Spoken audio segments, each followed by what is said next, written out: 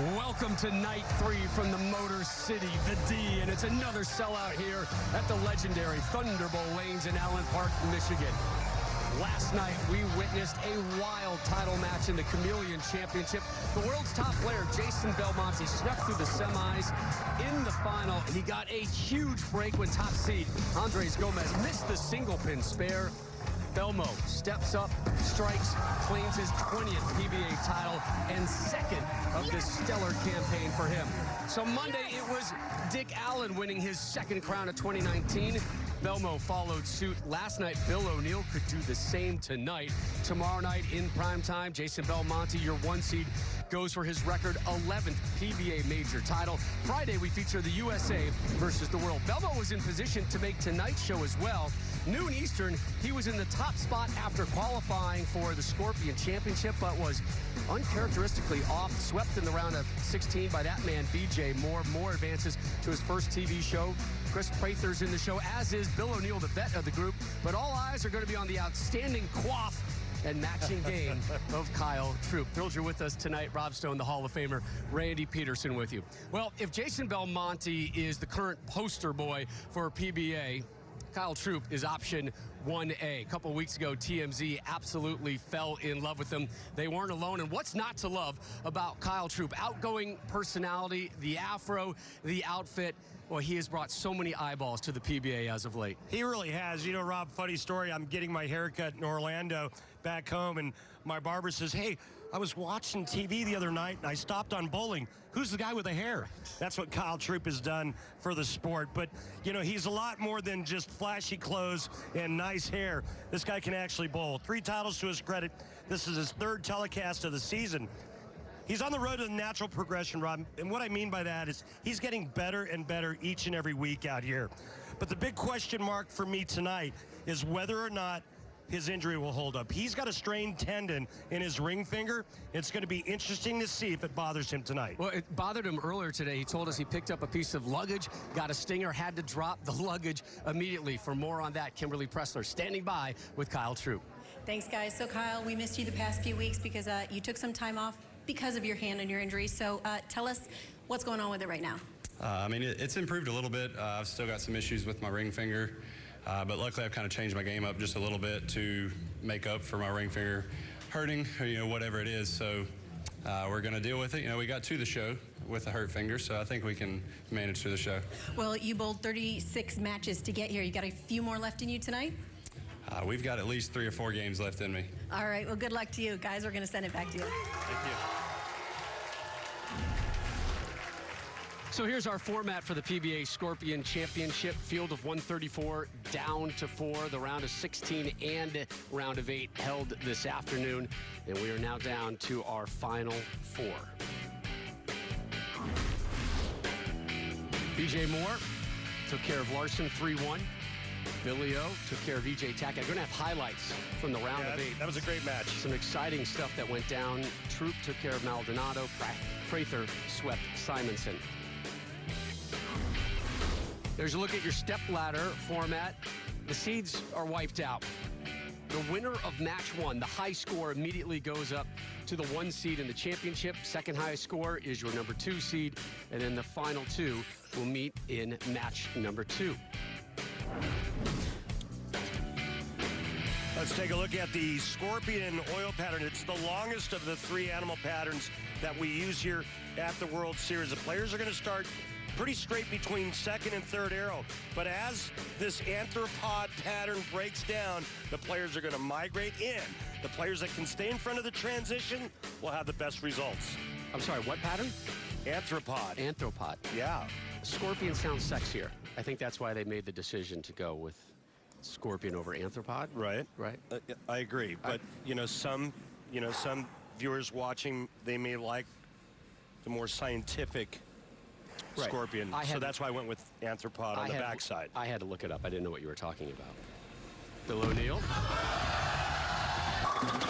It's all 10 to go in the opening frame of this 4-man match. If you've missed the last 2 nights, it is rapid-fire bowling. Yeah. No time to breathe. Kyle Troup steps right on up. Yeah, I'm just going to try to keep you informed as to who's leading.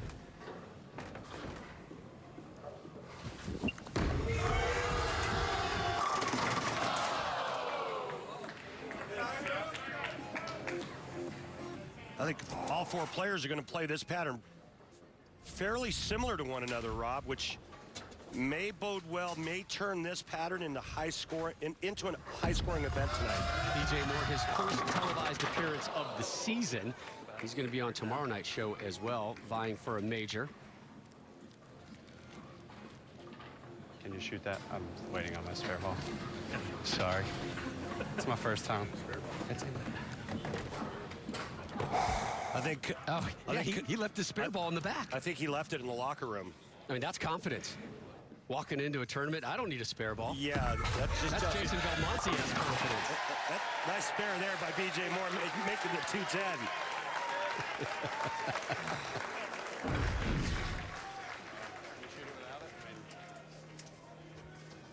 Your hammer tough spare replay and a big one from BJ.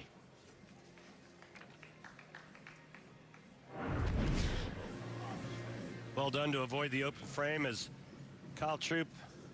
That's not a spare ball. Afro Fresh goes after the 10 pin, misses it, misses the spare ball. I didn't want to wait no longer. He didn't want to wait any longer, so he tried to throw his strike ball at it. Interesting that his spare ball wasn't down there, which means he didn't shoot any spares during warm-ups. I give him credit for being courteous and not delaying everybody else. Yeah. But that may come back to bite him here in the position rounds.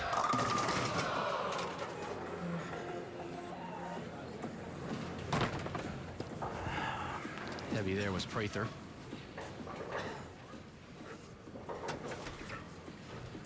Strike ball in hand.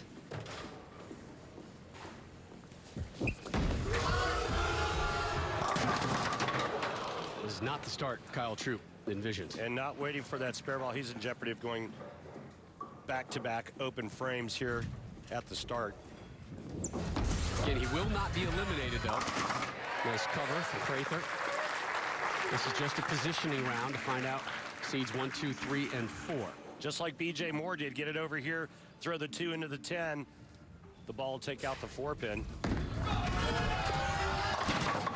Back-to-back open frames for Troop. Now, he's usually full of good vibes, good cheer, great energy. A little deflated right now the way these opening frames have gone. Yeah, kind of a auspicious start, don't you think? I mean, just my spare ball, it's not even here. Very strange. Is there somebody who's in charge of bringing the spare ball typically? Yeah, the player. Or the player, right? Yeah. Like, you're in charge of your equipment. Like, if you need something else, right, you ask a ball rep to go to the locker room, or, hey, I think I have this one magic ball that'll work, but it's not here. It's in the locker room. But you put your arsenal together and bring it down to the championship pair.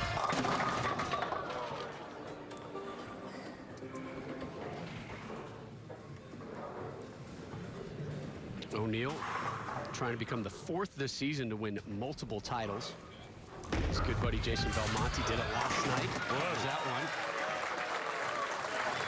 Safe. Yep. It's not how, it's how many. It's a little thin, but the 3-6-10 is converted by O'Neal. Prather converts that one. You see Troop right now in last place. BJ Moore stepping up.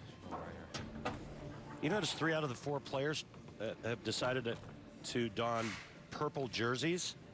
I did. Troop did not get the purple memo. He did not. Also didn't get the memo to bring a spare ball. Hello, messenger. Yeah, get in the pit.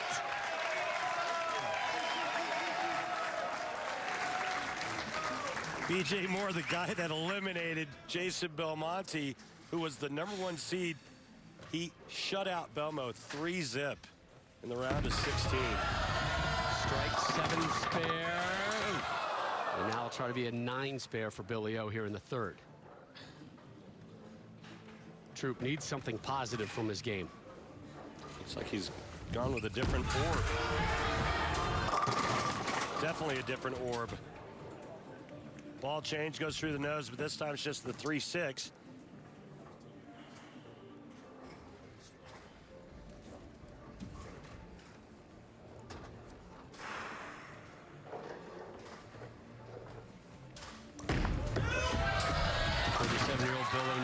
Missed that one, 14th year on the tour.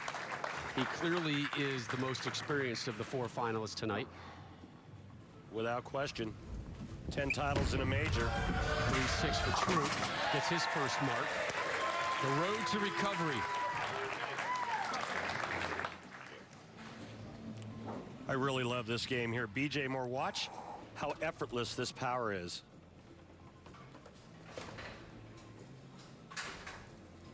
He's the 5 seed tomorrow night at the World Championship. Boom,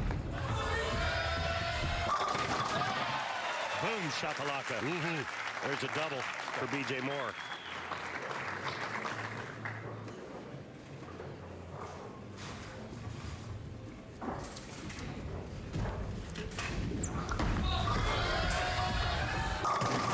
Another player that's quietly making a lot of noise, if you will, out here on tour is Chris Prather. 5th-year pro, 27 years old, looking for his first tour title. My turn. He has 4 third-place finishes in 7 shows leading up to this event in 2 years. There you go, Kyle. And the smile is back.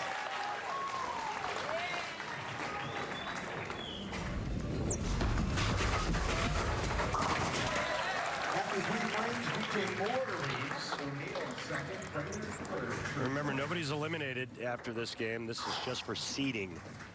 High game is your number 1 seed, and so on down the line. Right now, Bill O'Neill is in 2nd place.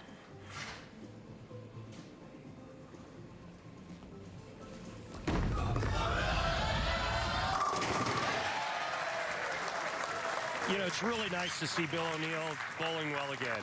And, you know, he struggled for a few years. Last year, he was the perennial runner-up, where he finished 6th just about every other week, and then came away with the first win of the season, our new season on Fox. And it was nice to see Billy get that win. In Arlington, Texas. Yep. Also made the double show a couple weeks after that with his buddy Jason Belmonte. Well, they always make the double show, though.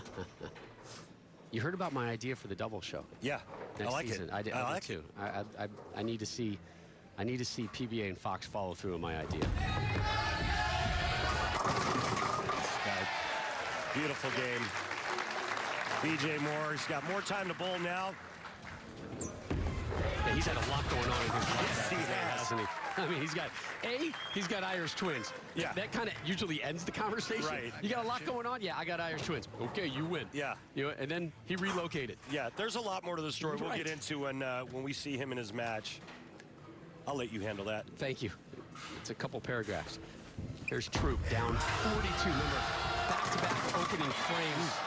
Oh, got a late hammer of the 10-pin to avoid 7-10, which probably would have visually summed things up on how this opening match has gone so far for him. O'Neill down 21. They're all chasing BJ Moore.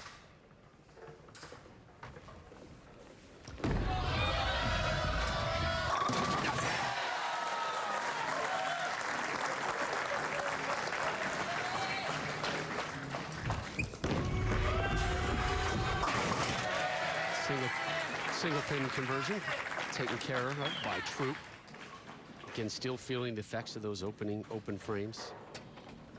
Here's your leader, BJ Moore. 30 years old, 9th year on the tour, 0 tour titles. Trying to change that either tonight or tomorrow night. What was that? I don't know. Did somebody throw that from the back of the pit? That wasn't a messenger. That was a FedEx delivery from somewhere else. Do we have surveillance video in the back? I don't know, but that was nasty.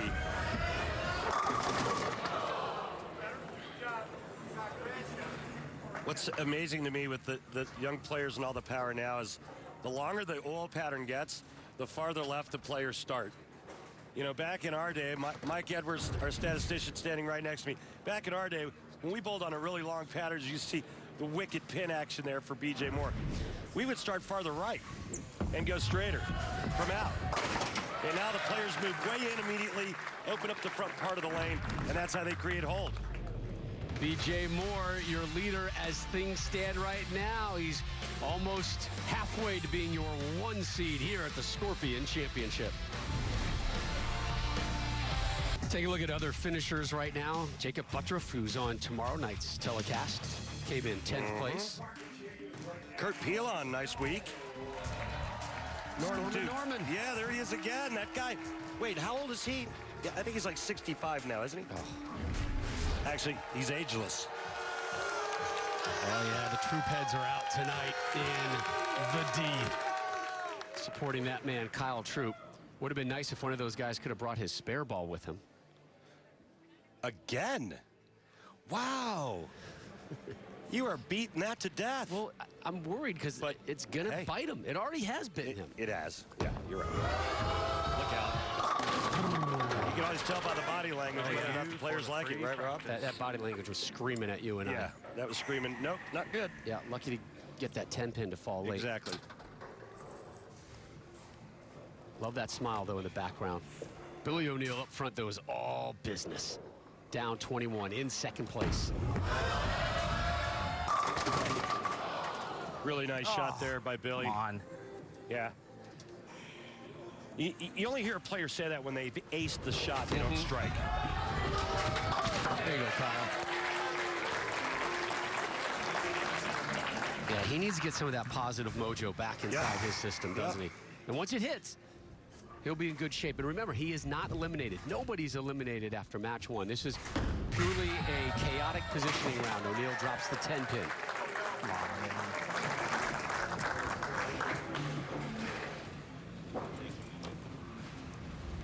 Prather 1 and 3 on television and singles appearances. Finished in 4th place in Jonesboro this year. Still looking for his first strike. Amazing. Yeah.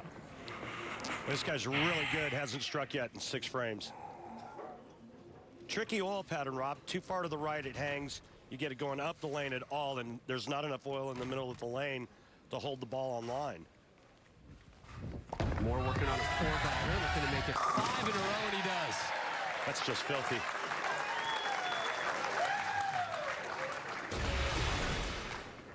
Boy, Prather is right up and ready to roll, isn't he?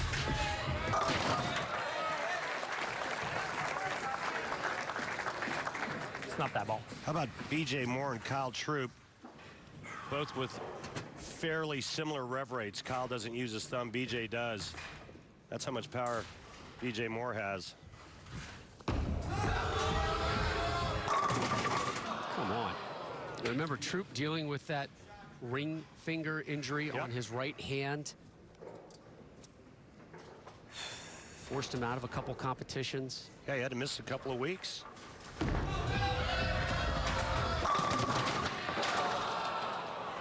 Yeah, no, that's just stupid. Even put a smile on BJ Moore's face.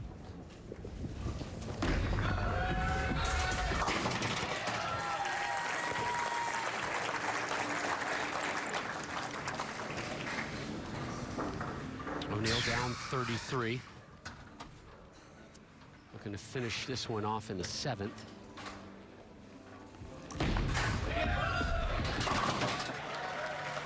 Right between the eyes.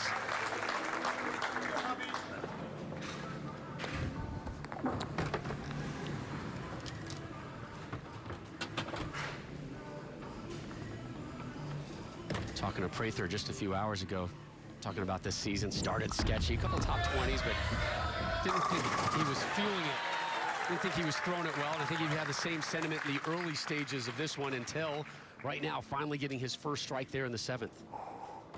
And a ball change will do that to you sometimes. Nice pickup on that ball change, Rob. I love it. Yeah, it's because you mouthed to me, ball change. No, I didn't. You did. Moore. Hey, Randy. Yeah. Put the 6-pack back in the fridge. We're not going to crack it open. Okay. She was a little quick. 2-8-10, the ball comes in light, and you heard why. He threw it too fast. We saw the speed playing a factor last night. Yeah. Jason Belmonte was too fast. Had enough time, though, to pull down the MPH, made the adjustment, and won tour title number 20. Well, you know, we've talked about ball speed pretty much the entire season. One of the reasons why Bill O'Neill has done so well and why he's in the winner's circle once again and back in position, it's because he's worked on throwing the ball slower. Last night we saw Jason Belmonte, when he got too fast in the high 20s, that his ball would go light. As soon as he was in the 19s, it faced the pocket correctly. Even more important on this longer oil pattern. Troop, more open frames than strikes here in our position match. Now he levels things up at 2s. There you go, kid. That's like the third different bowling ball he's tried, which makes great sense because he knows his position. He's trying to get locked in for the opening match, which right now looks like he'll be a part of. Moore right now looks like he's going to be part of our championship match with throws like that. Yeah. He's got one runner-up finish to his credit. And right now it looks like B.J. Moore is getting that much closer to locking up the #1 spot. Max score for B.J., 255. That one didn't hit very hard. That left lane, it almost looks like there's a puddle of oil in front of the head pin.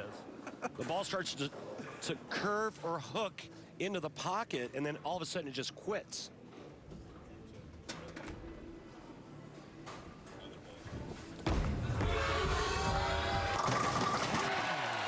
Mr. Troop starting to figure things out now. You know, if you go back and look at the score, you see the scoreboard right there. You see how 3 of the players struck and Prather didn't. You know what we call that? Oh, that's a beer frame. So Prather would have to buy.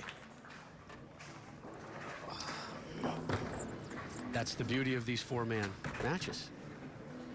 It's league lingo. No, I know, Yeah. I know, but I think we should incorporate it. Yeah. Jason Couch taught me how to. Oh, how Jason, how to get involved. Phil doing on that one, huh? Yeah, Jason's amping up and getting ready for the senior tour. He's too young for the senior tour. No, he's not. No, in my book, he's too young. He's old, like me. No.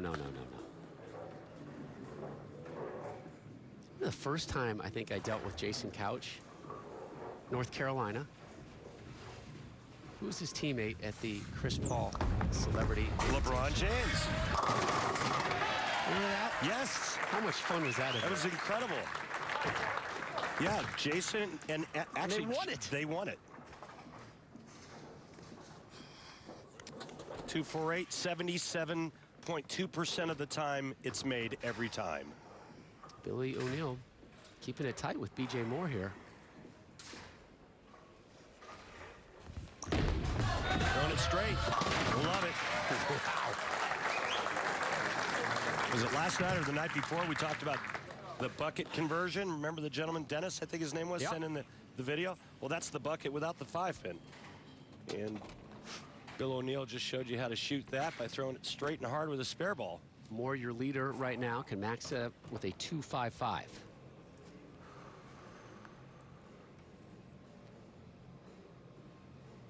Strike here, he's almost locked himself in the #1 spot. Instead, he leaves himself with one of the toughest spares you can shoot at. That's not a washout or a split out here on tour. 3, 6, 9, 10.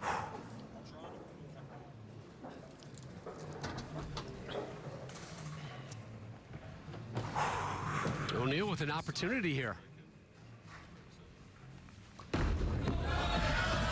Doesn't like it, but it ends up at a perfect spot. He'll take the result. Starts the 10th with the strike.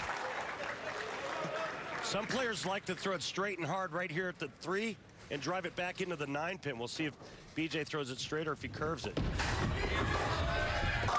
Great spare.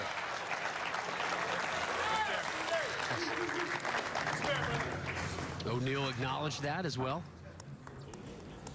All right, O'Neill, max score 217. B.J. Moore's in the 220s with a mark. So it's all on B.J. Moore. He marks in the 10th. Nobody can catch him. This is all about second seed now. 6th strike for O'Neill. A little better. A little better. I think for a while now, Kyle Troop knew he was going to be in our second match. And the focus quickly became, all right, let's just Let's find the right ball. Let's find the right speed. And let's get our confidence back. And it looks like that is the way it is going to end here in our opening match for Troop. And right now, Bill O'Neill needs 7 to lock up the number 2 seed.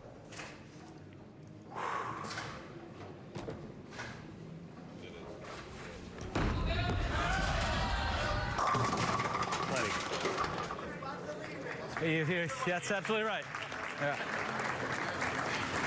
And that's assuming if B.J. Moore doesn't mark. Now, B.J. Moore needs a mark for the number 1 seed.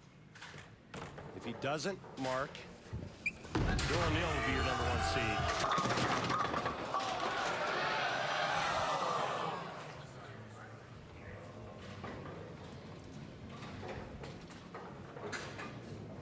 Marshall Holman in attendance there. You see him over the right shoulder of B.J. Moore. The manager for Team USA Friday night with USA versus the World. Sitting next to the president to his right, president of Storm, Bill Chrisman. Left center dropped into the pit before he could curl his way to the 10. Just to the left, Randy Schickard, president of EBI. All the big wigs here. Yeah, it's the World Series of Bowling. Why wouldn't you be there? That was a strike ball test. Oh. Yeah.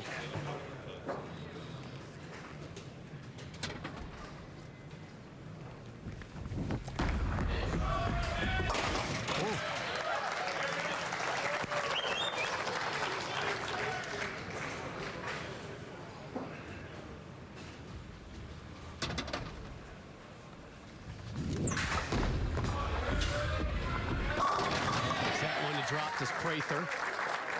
Just his 3rd strike here in the position match. Much, but yeah, whatever.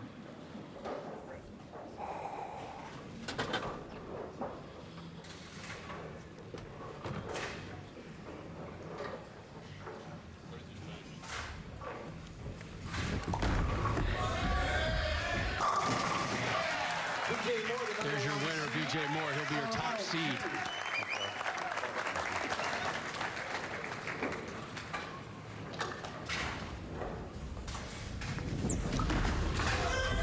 Opportunity for B.J. Moore to win his first tour title. Wife and kids in attendance as well. I ain't got nothing else. Remember, he's never won before out here. In that game, we threw them all. He's got 1 game waiting in the wings. Most enviable position you could ever have in a stepladder finals on the PBA Tour. Lots of power, lots of action coming your way. Stay with us. Kyle Troop joining you. I'm sorry, that's not Kyle Troop at all. It's the Hall of Famer, Chris Barnes. What? I feel like this is a flashback to an old yearbook picture. Yeah, maybe my old high school yearbook picture wasn't so far off. Just feeling the fro a little bit up here. A little redder, and it's carrot top. Just saying. Not bad. Yeah. With more muscles. What have you seen? The rash has developed already. What did you see there in our opening match? Well, I thought a lot of things going on there, but I do think that we may get a first-time winner tonight. Why is that? I think we've had maybe the hottest player on tour that nobody's talking about in Chris Prather. The last 6 months, he's time after time been in the hunt. That first match where he gets to get out, make a few mistakes, not pay for them, I think that may be the key for him today. Interesting. I think he had 1 strike in that opening game, but I kind of... Opening 7 frames, that was his first strike, was at frame number 7. Okay, I like where you're going with that, though, because he has been really good, quietly. He does have, I think, 4 third-place finishes. So, yeah, I mean, he's poised to come away with being a first-time winner. Chris, what do you think's going to happen, though, with the oil pattern, and how is it going to transition, and who do you think it'll favor? Well, your analysis was spot on. I mean, those guys are right on top of each other. They're all breaking down the lanes together, and generally that's going to favor the guy with the most power. And the guy with the most power is B.J. Moore. That effortless power, if he can manage his emotions and he can manage that little bump to the right on his push away, he's going to be a really tough Up next, out. Both these Hall of Famers going to join us in the booth to call match number 2. Troop looking for a better start than he witnessed in match number 1. That's coming your way next live here on FS1. Back live at legendary Thunderbolt Lanes, FS1 on point for the 3rd straight night in prime time with PBA activity updated bracket. Prather Troop, match number 2. The winner to take on Bill O'Neill. BJ Moore is your current number 1 seed. Third of 5 straight evenings of PBA action in prime time on FS1 coming your way from Thunderbolt Lanes here in Allen Park, Michigan. Rob Stone, Randy Peterson, Chris Barnes in the booth with you for this match. Prather will start us off, the native of Plainfield, Illinois, about 45 minutes southwest of Chicago, just south of Naperville. 27 years old, 0 tour titles. Late kick of the 10. Interesting little pin carry there, huh? Watch this. What do you think about this pin carry, Chris? Well, Foreign I don't to want to me, count I can on tell you it. that. Somebody headbutted the 10 pin down there. They hear the energy in the All crowd. right, K-Dub, this is for you. Let's listen to our song. They want to see Kyle Troop. They came here tonight for Kyle Troop. He underdelivered in match 1. A new chance here in match 2, and he drops all 10 in the pit.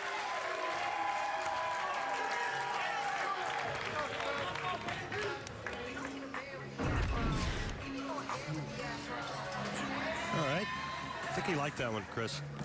Yeah, that was pretty pure off his hand right there. A little better start than last match.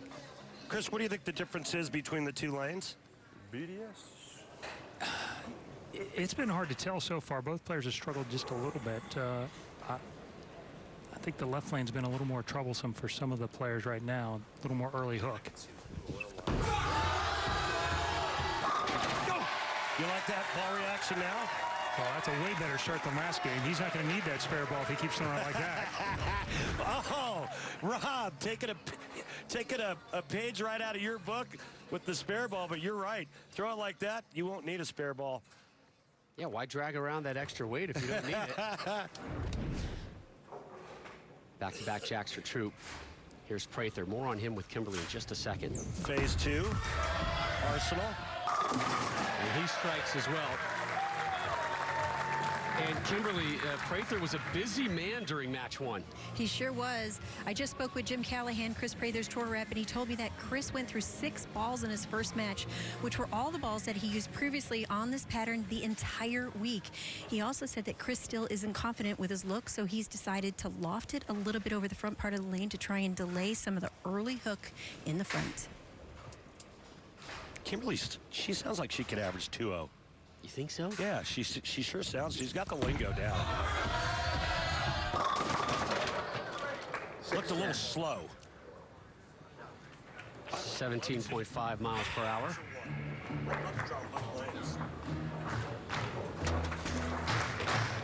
And the ball track's really showing up. It looks like the left lane might be a little bit tighter than the right lane just because the line's inside 4th arrow on the right lane and it's right over 4th arrow on the left. Is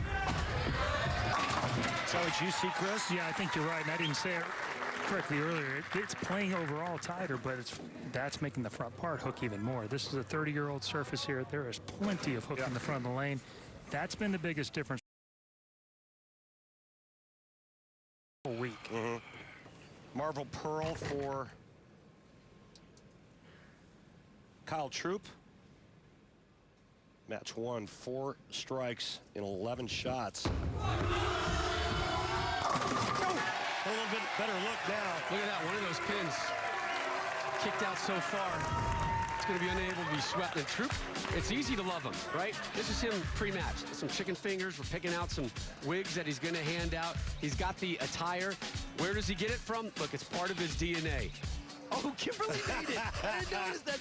Kim looks good with that, by the way. But it comes from Pops, right? As it usually does. Guppy Troop, 8-time winner, had those electric pants that he used to wear. And what did they say? The acorn doesn't fall too far away from the tree there. Yeah.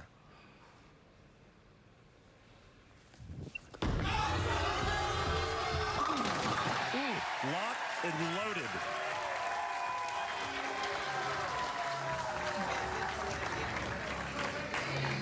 Troop has dropped the first 4 strikes here in this match. Should he or any other bowler on tonight's show roll a perfect game, everyone in America can receive a free game of bowling courtesy of Go Bowling. To claim your free game, simply head to gobowling.com and register for the Go Bowling Free America promotion.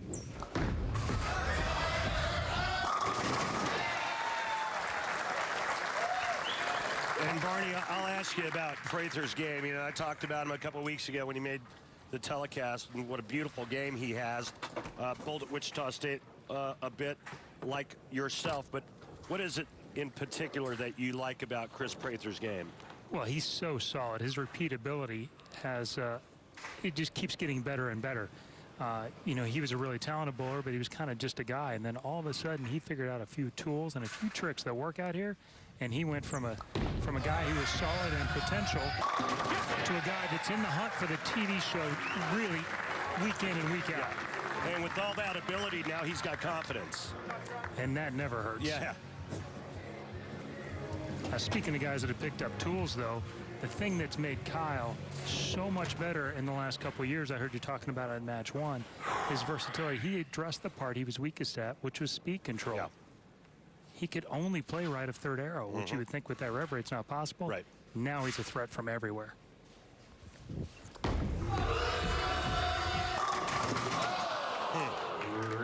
Rob, you looked like you were going to say something a second ago. What's on your mind? It's when Prather comes up. I got something I want to tag Barney's thoughts on that as we look at Kyle Troop's effort here. It was all strikes to open up this second match of the evening, leaves the 10-pin there. Now, obviously, the afro gets a lot of attention. So do the outfits. He's got about 8 to 10, he was telling us, in his closet. Just got 3 new ones. I'm still convinced that he's wearing a onesie. I'm convinced that's a jumpsuit. You can argue all you want. No, you did not. I think it's a onesie with pockets, and I want 1, if not 3. I'm a smedium. All right? Are you listening to me, High Five Gear? I want 1. I want more. High Five Gear, the official jersey provider of the PBA. They got to start banging out more of these. They want to make some money. High Five Gear. Bang some of these Kyle Troop onesies out. And maybe make them nice and like flannelly, warm, and cuddly so you can wear them to bed. How about some that have like the attached feet? Or one just covered in afros. Right? Oh, it's got to have the attached feet.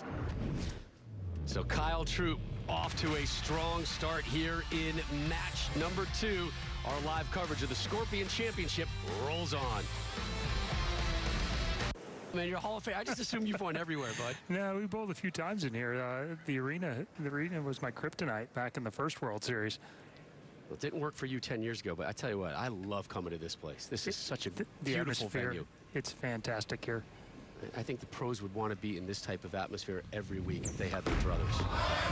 Prather down 11 in the 6th. It gets them all to drop.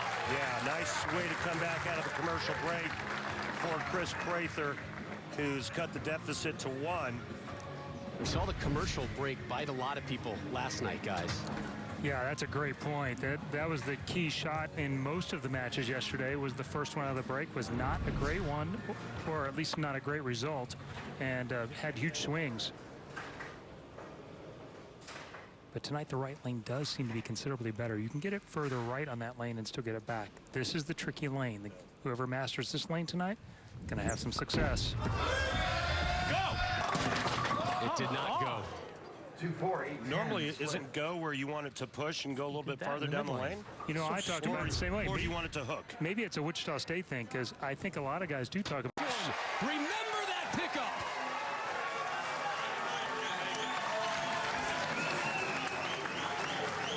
What a great shot to keep him in the match. Wow. Catch the 2-pin skinny. And that's how you make the 2-4-8-10. Chris Prather does it perfectly. Great sportsmanship there. Yeah. From Troop as well. Let's see how Troop responds. Increases lead to 15.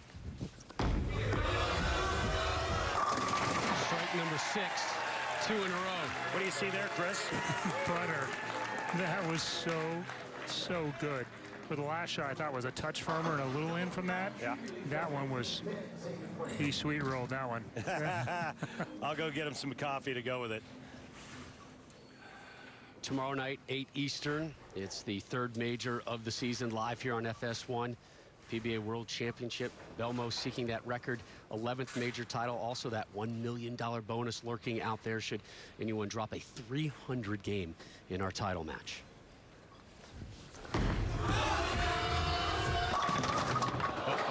Whoa. 4-7-10. Man, how things can change with just one shot. Drop more glasses. That's fine. It looked like he kind of got around the side of that one a little bit more, Chris, which made it break loose right in front of the head pin. Yeah, it was a little in, and judging by his comment, something distracted him a touch too. But sometimes if you're watching your other opponent, that's part of the problem. He saw Prather's ball not hook. He makes his hook a little bit from the wrong spot.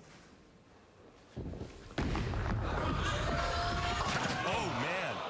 That was really close. And all of a sudden, Prather takes the lead sitting on the bench as he gets up working on a spare in the 8th. Watch how close this is. Oh, I thought he made it. yeah. If that was Jason Belmonte, he does hit it, right? The Yeah, skinny jeans of course. conversion he had last night on that 10 pin. Uh-oh. All right. This is where you step up. Big moments, big players, big time moment like this. Prather needs to step up and strike. Go! Oh!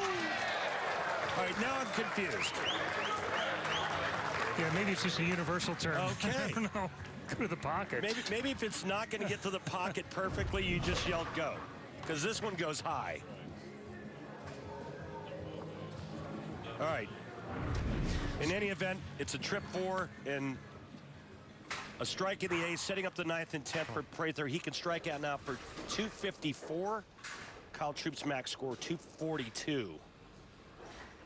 If he strikes here, he can't be shut out.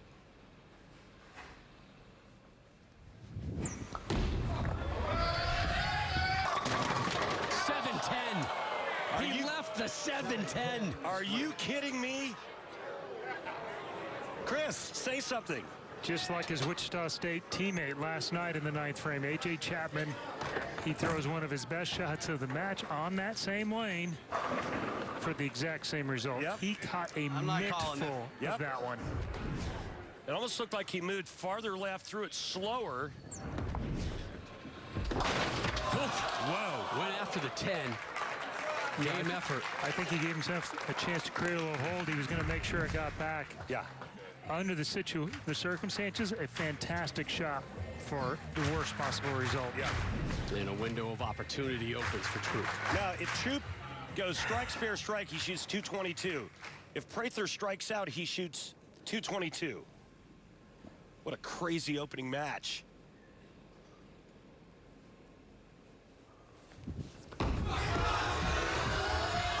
Right through the face, big 4 minus the 7.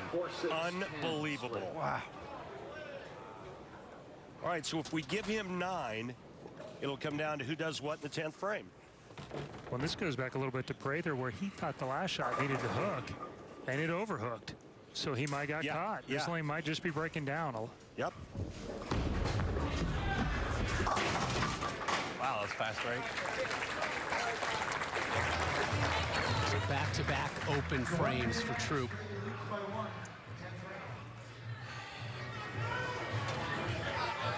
Might be a good time for a re-rack. Both still, and he does. Troop does use one there. He gathered himself here a little bit. He's actually had pretty good ball reaction on this left lane comparatively. You know, if you go back to the 8th frame where Kyle left the 4-7-10, if he just covers the 4-7, he has the lead. But in that situation, I think you do what Kyle did and try to make it. Well, you didn't know. Yeah, exactly. You didn't know Prather was going to 7-10 on a strike in the 9th.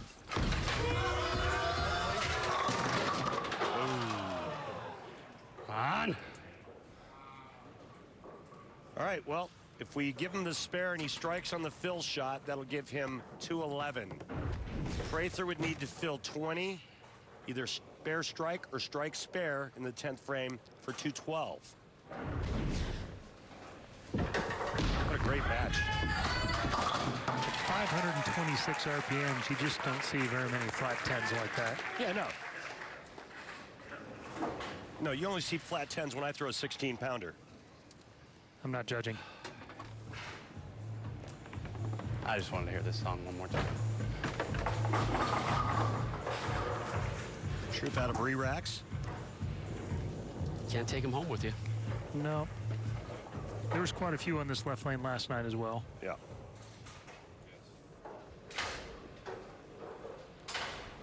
Important shot here.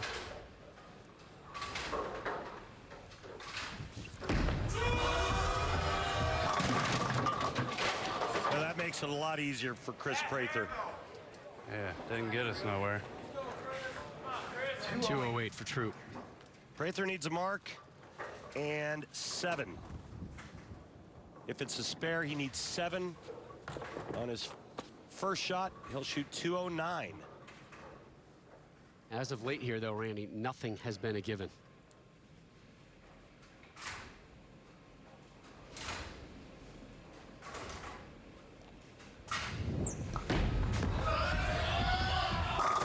There's your mark.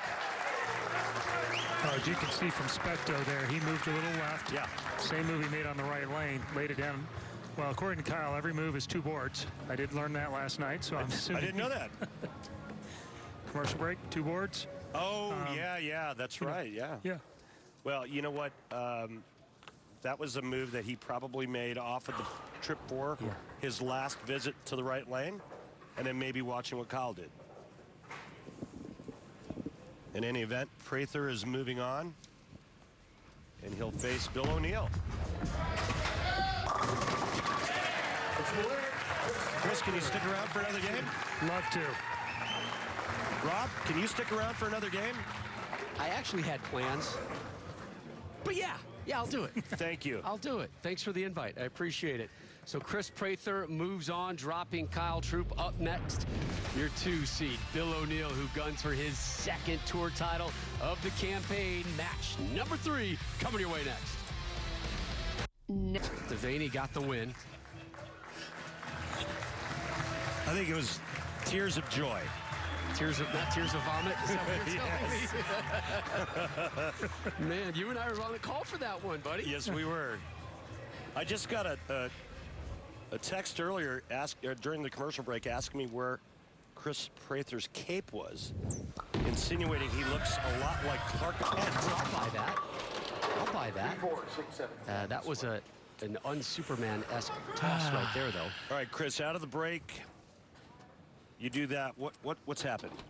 Well, O'Neill got practice. You have 5 to 10 minutes in between, or you had 5 minutes in between matches, and you obviously have plenty of early friction here. You're just going to have to move probably a 3 and 2, 4 and 2, and get away from that early friction in the front lane. You can see it going away. Would you have moved prior to that shot? And if so, what was the move? Given what I know now, yes, but I probably still wouldn't have moved enough. I'd have probably moved 2 there. Okay.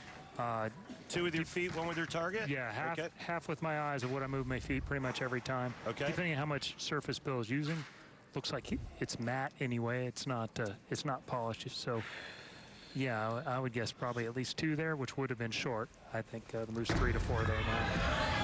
Billy O'Neill, first offering, leaves the 10. One of the things that surprises me about Bill O'Neill is his rev rate, in my opinion, based on his style, which I think is a little more old school, more like yourself, a little more traditional. He's got a fairly high rev rate. I mean, he's almost at 440, 450. Yeah, I would say he's at 450. The guys, my contemporaries, Tommy's at 475. He's 450. I was 420, give or take. Yeah. Well, his last shot was 439. Right. All right, let's go down to Kimberly, standing by with your 4th place finisher, Kyle Troop.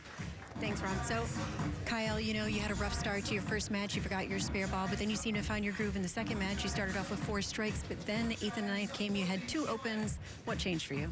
I felt really confident. I made the ball change at the end of the first match. I knew my ball reaction was really good. The only thing I could think of is I didn't move my feet left, 7 frames into the match. I should have went ahead and moved a couple boards just because of the friction here. And too high pocket splits. So I'll learn to move my feet more next time. Did any of that have to do with your hand? I can't blame any of it on my hand. I mean, it felt pretty good just running off of adrenaline and everything. So it's a good week, and on to the Masters. All right. Thank you so much for your time. Thank you. We hope to see the Afro in Vegas. Can you imagine the attention he's going to get in Vegas walking down the streets? Another 2-4-8-10. Who was it that showed us how to make this, Chris? Last game? Chris Prather. Yeah. Apparently Billy was watching. Yeah, Billy. Man, the 2-4-8-10's like, it's like making a 5-pin tonight. They made it on that lane last night, too. Yeah. The lane's walled up for the 2-4-8-10. Right? Who knew? Is that even possible? Billy O remains clean. Good stuff. Oh, yeah. Great reacts. Billy's a fairly reserved cat. Yes.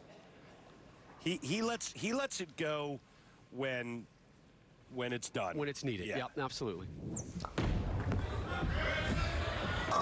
Like a ball change and another. Now this one All right. is a little that tricky one because of just count. tricked me. Chris Barnes. Okay. Yeah, but Roll this one then. the 6 count that Billy it affords him a little bit of flexibility here to go ahead and try and make this, and even if he doesn't, Yeah. it's not a huge penalty. Yeah, the problem with this, though, is if you miss the 3-pin, Oh, that's 0. that's the My problem. goodness. Oh, my goodness. That was none off my hand. You lose all that count. Airmails it in the second. But like you said, Chris, the count's actually even now. Yeah, he's not on a strike. It's Right. not a double up. So we're watching Chris. One of the best things about him, watch his head. It just has it's level all the way through. Yeah. His spine angle is level. And on his best shots, his head stays behind his knee. Every once in a while, he'll get a little bit out in front of it. That'll cause him a little bit of trouble, like it does just about all the professionals. Great hand. Leaves the 10. He told us just hours ago that this year he's spending more time focusing in on his mindset. That mindset is really being tested here in match 3. Back-to-back open frames to start your semifinal match. Going against a vet, Bill O'Neill, who, if he smells blood, he's going after it. He's not going to back off. O'Neill, lots of experience in his corner. Not to mention talent. Back to the same ball he used in match 1 there. Right. In the left lane. Experiment. The experiment on the right lane didn't work. Quite a World Series of bowling so far for Bill O'Neill. 2 top 10 finishes. Today, he can finish no worse than 3rd, and he's in the World Championship show tomorrow night, live on FS1 at 8 Eastern. And then Friday, he's part of Team USA versus the world. Tremendous week for him. The only guy to make all the cuts. Yep.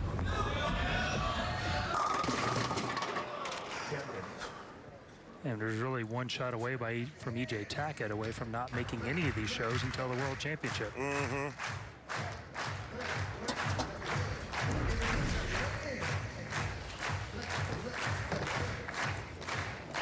O'Neill had bowled 79 games up to this point. More than anybody else has bowled here More at the than World any other Series. player, right? So this is his 81st game of the World Series of Bowling 10. It's a grind. This is a marathon, and it's not just this week. It started last week with all the qualifying rounds. And really, it's been a month because we had 2 other majors in there. Longer formats, with which Bill made both of those finals as well. It's been... he's been one of the most consistent performers week in, week out for almost 2 years now. Although he hasn't made nearly as many shows as we'd like. Week in, week out, he's a factor. Yep. Going with his Rodman Pearl as his arsenal. Come on, 7. Yeah. You know, he told us the key when we interviewed him earlier this afternoon. The key is ball speed. One of the things that he really worked on last season, which made him that perennial runner-up, although he was so close to making a lot of shows last year. But it was all about ball speed and getting softer. And it was really his nemesis. He likes to throw. And since he's worked on that and been able to slow his ball speed down, he's a factor. And back in the winner's circle. Absolutely. His ball, that's the furthest right I think anybody's got the ball in that left lane and not missed the pocket. 7 board to the right, down lane, I think is what the number was. Yeah. Right lane, we've seen that number, but not on the left lane. Great shot and adjustment there by Chris Prather.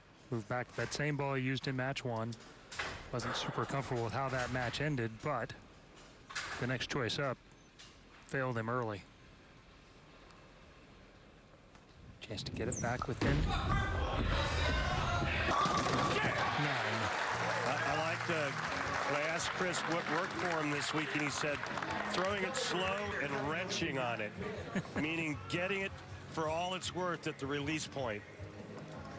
And what we've seen on tour a lot this year, we've seen way more oil at the end of the pattern. I mean, it hasn't tapered as much with a lot of heavy oil in the front, tapering down to very little at the end.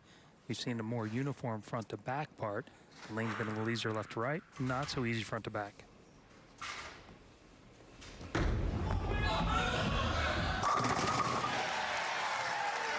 All right, here's Randy with tonight's track technique, focusing in on that man, Bill O'Neill. Yeah, just a beautiful game. And again, I love it because it's kind of old school, but watch the bowling ball follow the inside part of his body. My old coach, Don Johnson, used to tell me this is V for victory.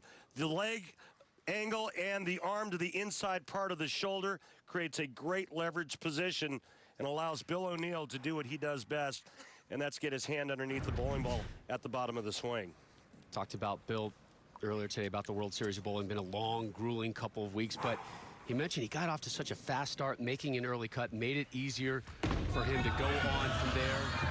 Bowled intelligently the last couple weeks. Wow. But he had been trying to do too much. He mentioned it, too many ball changes. And he said, for this, I'm going to find 4 to 5 good balls. I'm going to drill a couple of them, but I'm going to limit the experimentation tonight. Yeah, you're right, Rob. And I got a question for Chris about this left lane and the struggles that O'Neill's having. Light in the second, 2 for a 10. Carries that light mixture in the fourth, goes light again. What's the adjustment for Bill coming out of break? He's really got to be slow with his speed. It's got to be able to pick up in front of that spot. Cleans that one up. He's done with 6. O'Neill and Prather in your semifinal. Billy O looking for title number 2 on the season. Can he close out Prather? Find out with us next live on FS1. Right now, match number 3, Chris Prather stepping up here to close out the 6th. He's down 18 pins to Bill O'Neill, the winner to take on B.J. Moore in our championship match here at the Scorpion Championship from Thunderbolt Lanes in Allen Park, Michigan.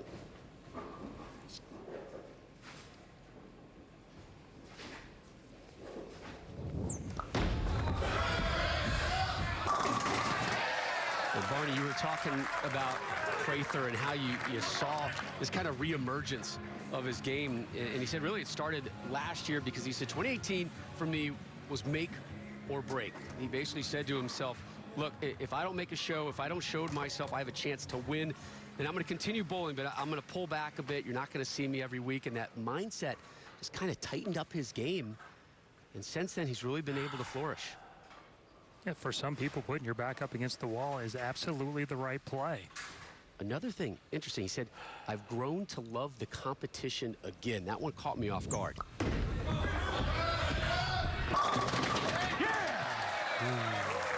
that lazy 10 to go late, and Prather takes the lead with that strike in the 7th. Gets himself a little ham bone to rally himself here in the semifinal. Just a little kiss. Yeah. That's a 4-bagger, Rob. I heard it.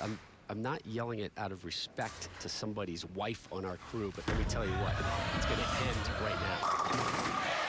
O'Neill striking the 7th. Strike for Bill O'Neill. 2-pin game. Oh, this is a good one here in the semis. Yeah. Let's go 3D on Bill O'Neill. He's laying it down about the 34-35 board, crossing at about 5th arrow on the left.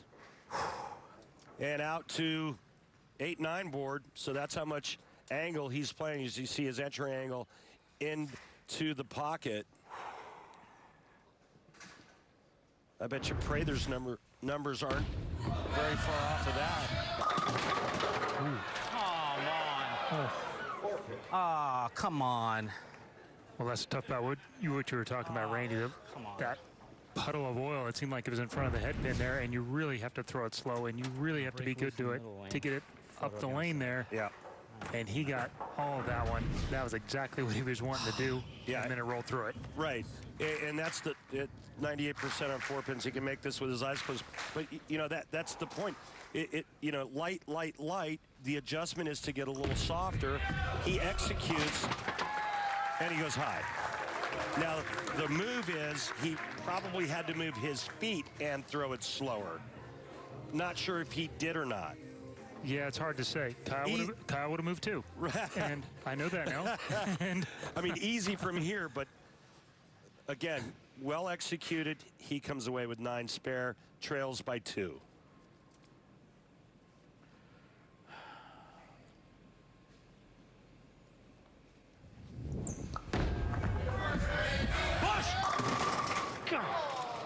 That time the push meant go a little bit farther down the lane before you start to hook, and he leaves a 4 pin as we take a look at this shot here. It looks like a handful.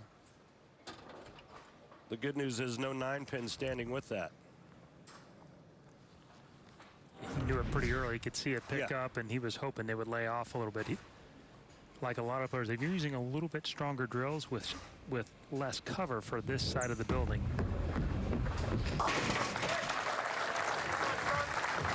Some spare there in the 8th. We go 3D on Prather. His launch position almost identical to Bill O'Neill's. Just maybe a board right of where O'Neill is, or pretty much right on top of one another in terms of how they're playing. So this oil pattern has broken down so consistently that the players are migrating perfectly and staying just inside the dry part of the lane, using the oil to get their balls to push to the right.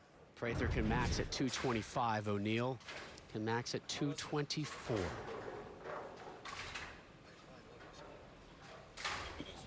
Clark Kent steps up in the 9th. Another 2, 4, 8, 10. It's already been converted twice tonight. Too fast, Chris? I mean, I'm guessing he probably moved just a touch as well after the last one. I mean, it's just human nature. You see the ball hook a little bit too much. The next one you either move or you throw it a little firmer to make it not hook as much. And you just, that's what's making this pair so hard, is the amount of oil down lane at 45 feet.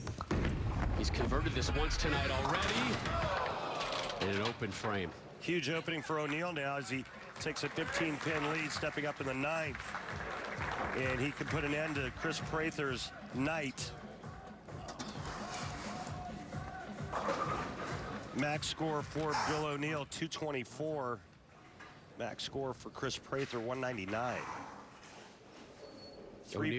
Sorry, Rob. After you. 3 big splits this game for Prather be his undoing. That's what a veteran does. That's what a 14-year pro on the tour does. When it matters in the foundation frame and you got somebody down, you take that foot and you choke them out. I think it's really interesting that twice in a row these guys have chosen to finish on this left lane. And it's always easier from up here, but it obviously seems like the tougher lane. I mean, they had to see something they liked. I don't know what it is. Maybe it reads as more hold. I don't know. I don't either. But it looks tricky. Oh, goodness gracious. Yeah. Well, he's got to make it to shut out Prather. Wow. That was really good. Holy moly. That was really good. Oh, jeez. Wrong spot, too soft. It goes through the nose. You leave that. If you get too fast, it's, well, it's the other way.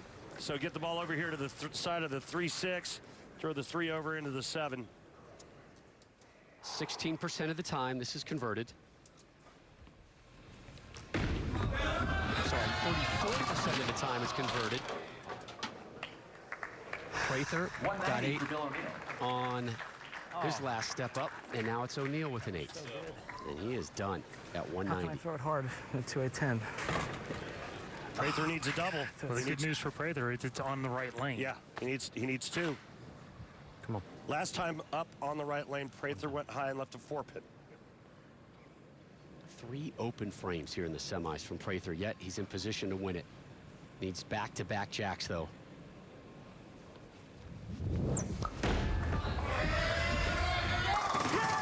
Halfway there. Good one there.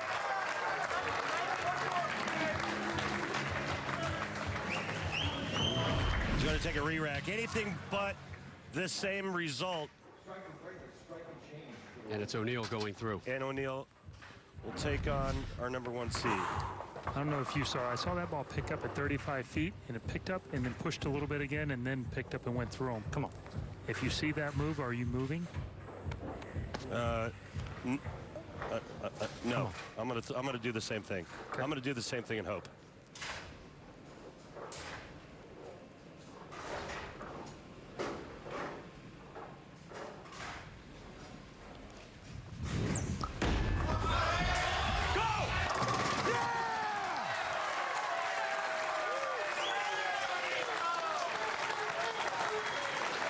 Just needs 2 pins.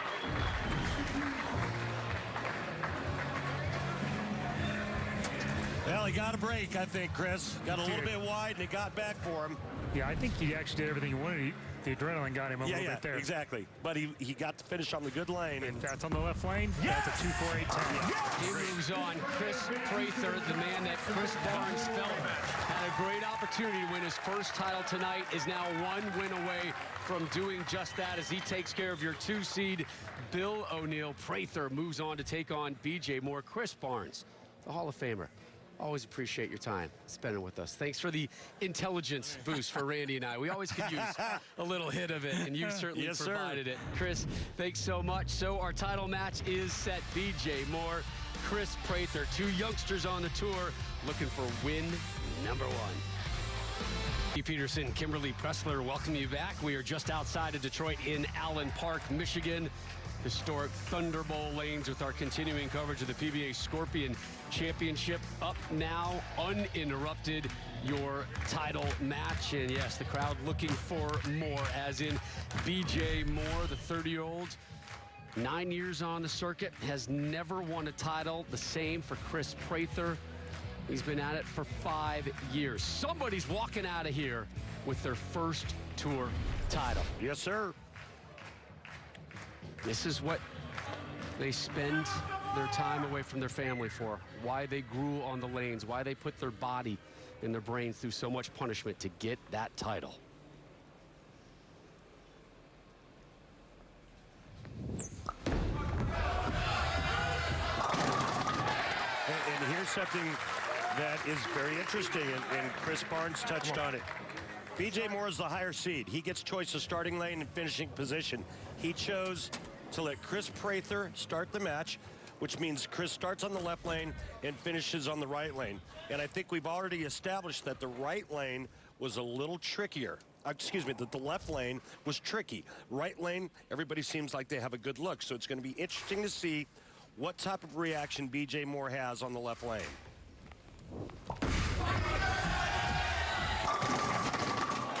And in fact, Rob, a stat, Prather has struck 11 of 14 times on that right lane in 2 games. Or, excuse me, 2 games and then the qualifying game. Take a look here at BJ Moore. This is one of the prettiest games ever. Look at that high backswing and the beauty of that position at the top of the swing, and then there's that bent elbow. That creates the power, but, you know, he's very similar to Prather in that they're very steady going to the foul line. Biggest difference, higher swing for BJ, and he's got a higher rev rate. I like that from BJ right there. That was taking a moment to pull everything down, calm things, quiet, inhale, exhale, breathe through the eyelids, whatever you need to do. Breathe through the eyelids. That's what everybody tells me to do. I've got to try that. My eyelids are very congested as of late. 0-1 in TV title matches. The first one was on the Scorpion as well. And let's not forget, in 2016, he finished second on this very Scorpion pattern in Reno, Nevada. No secret that BJ Moore likes this Scorpion oil pattern, or Arthropod, depending on. Scorpion.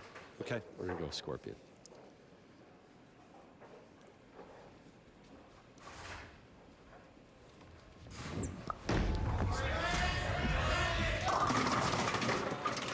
Slow. Oh, Prather has had sketchy starts to his matches tonight. He's finished wonderfully in the 10th, but another dicey start. And again, wondering why BJ would make him finish on the well, not maybe this is why he's making him finish on the right lane. Prather had to adjust his approach, and he's actually standing in front of the ball return now.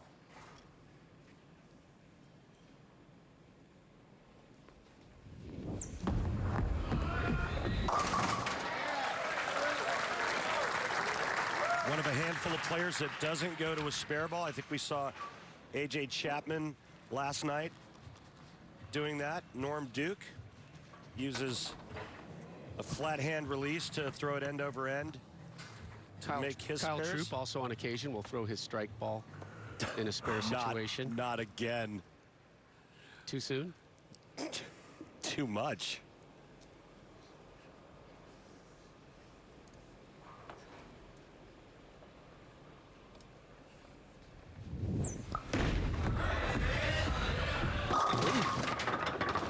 Well, that went left sooner than he thought. This pattern is blowing up right in front of the players, Rob. Randy, that image says the story. Look how deep he is now. Remember, it was just a game ago where we were talking about where the laydown was and what target they were rolling over, and the players are moving just about every other shot now. Yeah, he might start this shot over in lane 10.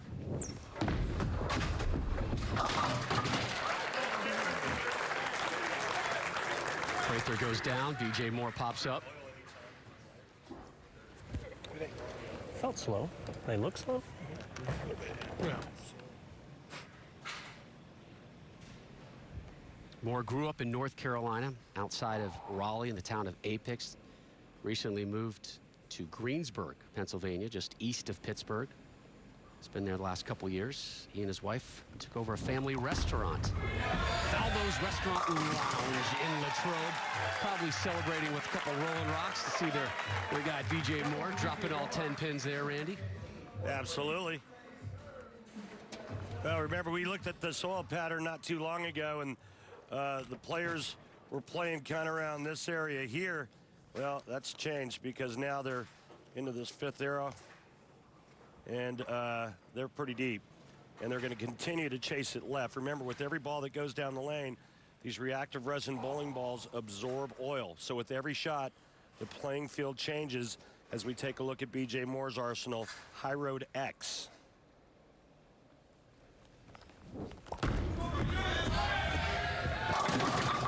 There's that same 2-4-8-10 zone. The only thing missing, the 4-pin.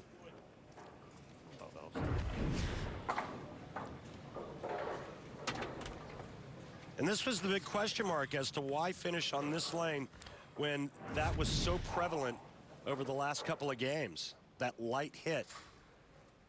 0.6% of the time this is converted.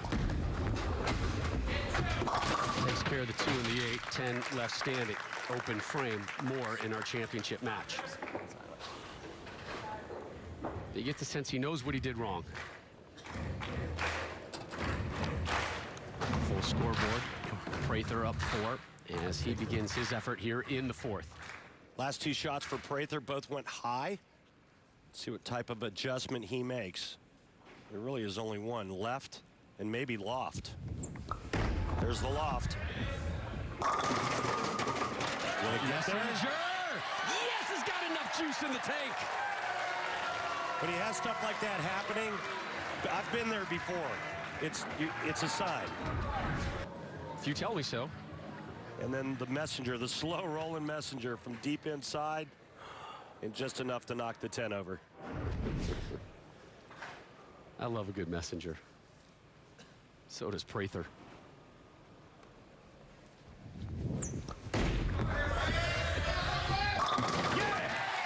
Chris. And that's how you take advantage of a nice break and an opening by your opponent. So now it's Moore's turn. After that open frame in the fourth, his deficit now at 14. And those last two shots definitely made the temperature in the building go up just a little bit for B.J. Moore.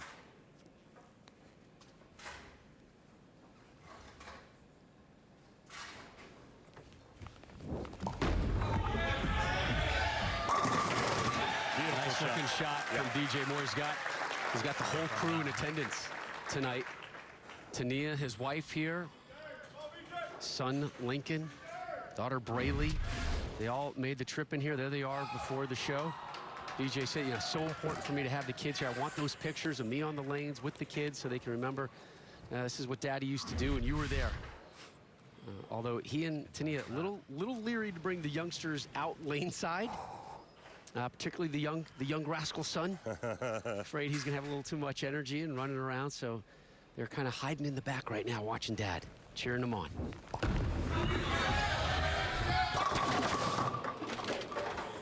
3-6. Left lane blues. It's been like that the entire evening. Remember the last shot went light? Human instinct, human nature is to make sure the next shot curves or hooks. And that one certainly did, right through the face. Left lane blues. Left lane blues. Sounds like a jazz album you're going to release later this summer.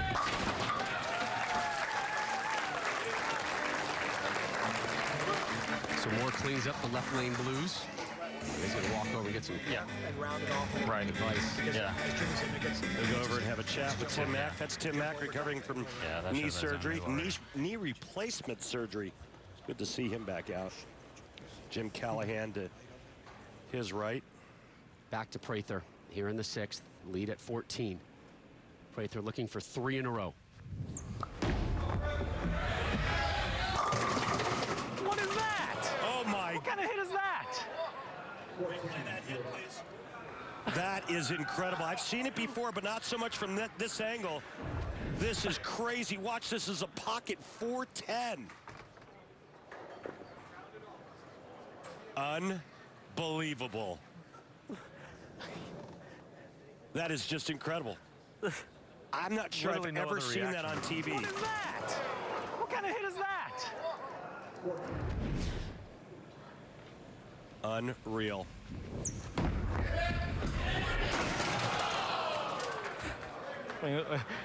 What is that?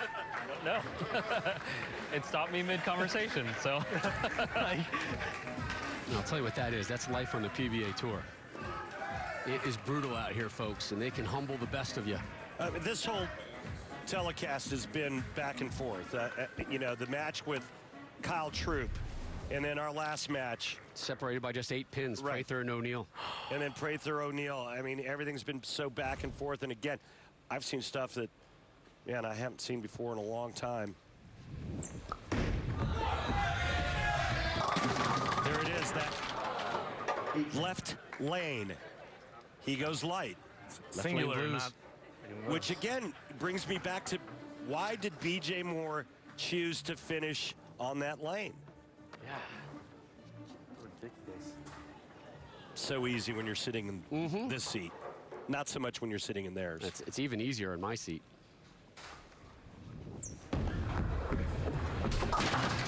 Dead-eyes that one. Stand for Prather. B.J. Moore leads by 2 sticks. 7 train. What even is that? It was good. Yeah. It was really good. I know. Shape's good. Everything's good. Just went through the pins. Prather seeking some counsel. I think more therapy than anything else. Off an 8 spare. B.J. Moore, yeah, gets them all to drop.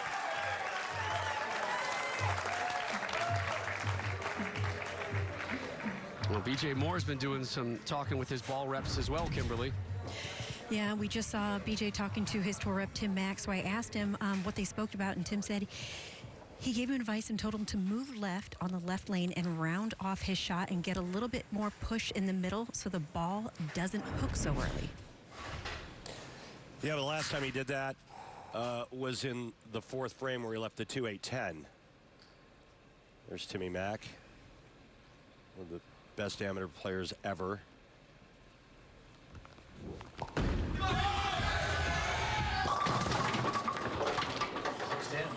Too slow.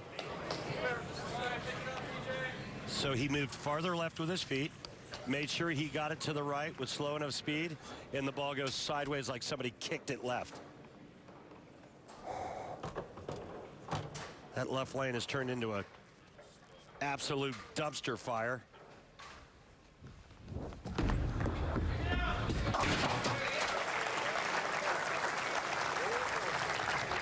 Crazy. And again, Moore is going to conclude this match on that left lane. Yeah. He has one more shot on the right, and then he finishes on the left. Right. This was outside of your hand. I want you to draw that line like we always talk about. Okay. And just roll it down the line, dude. You know what to see. Now you just have to commit to it. Right. Same ball reps for both of our finalists. Yeah. Interesting. I know, right? Like, wait a minute, here, are you telling me the right stuff? Do you like him better than me? Right. Prather in the 8th, down 2. There you go, Chris. Come on. Looking for tour title number 1. You know, and I think Chris has an advantage because he's got games under his belt. He knows exactly what the lanes are giving him. Right here. This is his 4th game of the evening. As your 3 seed took care of Troop 222-208 in match 2, then was 8 better than Bill O'Neill in match 3, and here he is in your title match taking on BJ Moore. Right here. Went light last time on this lane. Big shot here. Wow. Some good pin carry there for a change. After that pocket 4-10 that he certainly didn't deserve. BJ Moore now down by 8. But no matter what BJ Moore does, he cannot shut out Chris Prather. Rob Stone, Randy Peterson, Kimberly Pressler back here with you. You are watching the Scorpion Championship match live on FS1. Bottom of the 9th. BJ Moore, your 1 seed, taking on Chris Prather. One of these will win their first ever tour title, and Moore just left the 10-pin there in the 9th. Oh, he's running out of time. And now he has to try to rely on striking out on the left lane to force Chris Prather to get the first strike in the 10th. And the left lane has put some kind of voodoo curse on the guys tonight.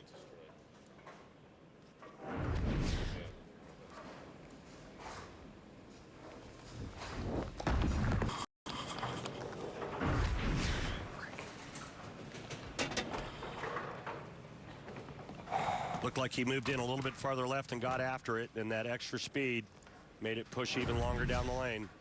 And that was Prather realizing he has really close to winning it, but some pressure put on there. Moore converts to 210. Splendid split conversion there. Well, this keeps him in the him in the hunt and forces Chris Prather to mark. Yeah, not so fast, my friend. And we need good count here, and Prather will have to avoid some crazy pocket split on the right lane. Could get one for the road. Take your victory lap, my man.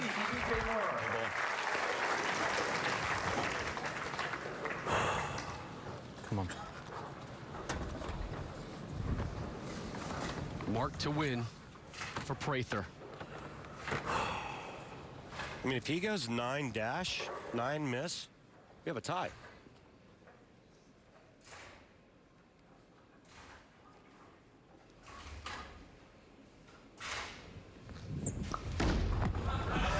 For his first tour title. Oh, my. That was pretty close to being a 4-9. Nice. It's okay. It's just a 4-pin. All Chris Prather has to do is cover this 4-pin, and he will win title number 1. It's converted 98% of the time on the tour. Earlier tonight, you said these guys could do it with their eyes closed. Prather's going to go with it, eyes wide open. Yes! Yes! Yes! Yes! You are looking at a man who has finally won on the PBA Tour. Proud of you, dude. Proud of you.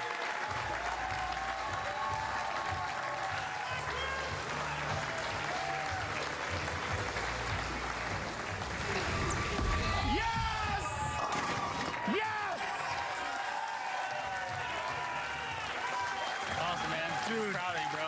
Hey, good work, man. That was awesome.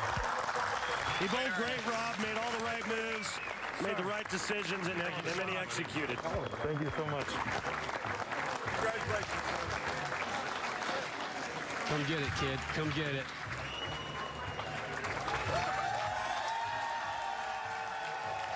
You're going to see BJ Moore tomorrow night. Thank you, Rotogrip. Thank you, Storm. Thank you, Vice. But tonight, Couldn't do it without you. it's all about Chris Prather.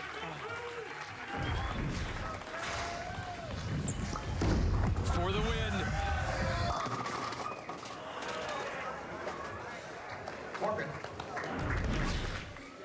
Kimberly with our winner. So, Chris, you fought hard to get here. You won 3 matches. But how surprised were you that BJ decided to end on that left lane, which has been pretty tricky all night? Yeah, it actually surprised me a lot. I was really anticipating finishing the match first on the tougher lane. And, you know, it went in my advantage that he let me finish the match last. And just, I don't even know what to say. Well, you came here. This is your 5th year as a pro. You came to the World Series, and today you walked away a PBA title champion. Put in a word what that means to you. I honestly can't. There's actually a lot of stuff that I have to do now because I'm a PBA champion, because a lot of the tournaments I bowl, I'm not allowed to bowl with my friends now. So it's more work, honestly. But I'm going to go home, celebrate, and, yeah. It's more work, but it's absolutely worth it. Congratulations on winning tonight. The smile says it all. Congratulations, Chris. Tour title #1 for Prather. Here's the winning moment. Yes! Yes! Yes!